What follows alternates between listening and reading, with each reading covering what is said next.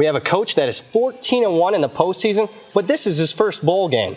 This is Brad Powers in the pregame.com studios just off the Vegas Strip. We're talking the Poinsettia Bowl, BYU against Wyoming. Two mountain teams heading to the beach in San Diego. Who do you like? Going to take the underdog in this one. We're going to take Wyoming. That's right, Wyoming plus the points. And what we have here, their opponent, BYU, lost their starting quarterback, Taysom Hill, in the regular season finale. Well, that's getting undervalued and underrated in the markets. His backup, Tanner Mangum, everybody knows about him. He was last year's starter, but for this game and for these purposes, he hasn't played that much this year. Only 18 passing attempts. Could be a little rusty for the bowl. I like Mangum, but he has played against a cupcake part of the schedule, right? Yeah, he has. And you look at those 18 passing attempts, well, 13 of them came against an FCS school in southern Utah. His first passing attempt in this one will be the first time this season he's in a competitive atmosphere. You see a decisive coaching edge in this game, correct? Yeah, a little bit, and it's also hitting because you look at the two coaches, both are in their first bowl game as a head coach. However, Wyoming head coach Craig Bohl, he was at North Dakota State, 14-1 in the FCS playoffs, 3 national titles. He knows how to prepare his team for the postseason. You know, that's a great point about the coach, and I will give you the coaching edge.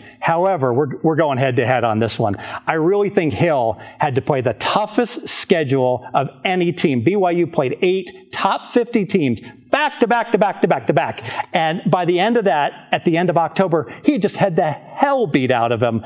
Because of that, I'm much happier having Mangum, a guy I see as a comparable quarterback that has fresh legs. Well, I agree with you to a certain extent there, and there's no question that Mangum is the future of this school, and at the quarterback position, he's a better fit for the offense. But I go again back to my point, hasn't played that much this year, and if I had this one single game, I'd still rather have Taysom Hill playing in this bowl game. Very good.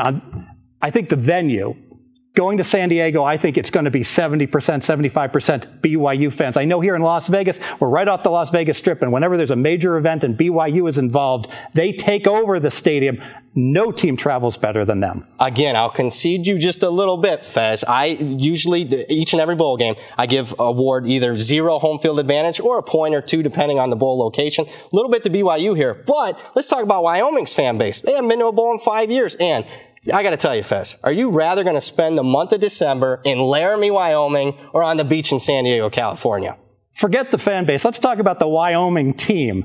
I might be a little biased because I watched them late in the year, but I saw them get absolutely rolled by New Mexico, and I saw them get 2 covers against San Diego State. They got both games at home, in altitude, in the cold, against the beach kids. I think it was an enormous advantage. I think this Wyoming team is crap. All right, maybe last 3 weeks, let's break these games down. First off, I don't think that an outright upset win over San Diego State, the first game that these two played, keep in mind, San Diego State hadn't lost a Mountain West game in more than 2 years, and they beat them outright. That's not a crap win. The New Mexico game was a throwaway game. They already had the division locked up. They're going to play the championship game. They knew their opponent, so I understood that one. And they still covered against San Diego State. Speaking of covering, how are they done as an underdog this year, Fez?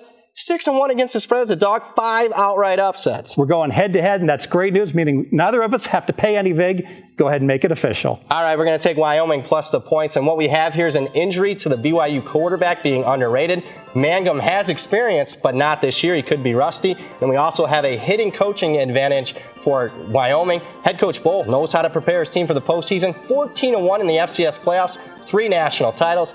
Add it all up, we're taking the Cowboys plus the points. More videos at pregame.com.